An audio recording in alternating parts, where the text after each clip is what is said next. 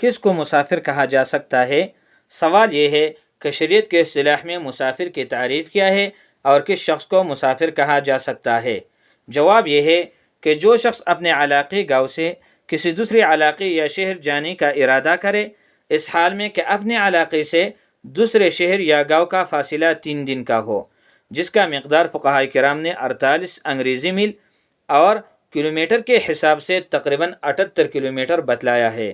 اگر اتنی مقدار کے فاصلے پر کوئی چلا جاتا ہے تو جب تک یہ شخص کسی بھی مخصوص جگہ میں 15 دن کی اقامت کی نیت نہ کرے تو مسافر شمار ہوگا۔ اگر کسی خاص جگہ میں 15 دن اقامت کی نیت کی یا اپنے علاقے کو واپس آیا تو پھر مقیم ہوگا۔ محترم مسلمانانو، د شریعت په اصطلاح کې مسافر څه ته وایي؟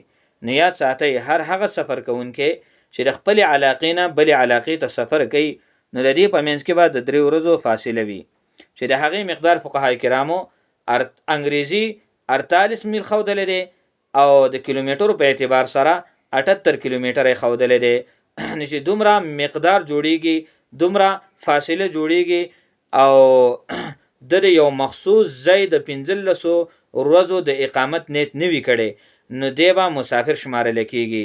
او که چېرې د یو مخصوص ځای د 15 ورځو د اقامت نیت وکړو، نو بیا به دا سړی مسافر نه شمارلی کیږي، دی به بیا مقیم شمارلی کیږي.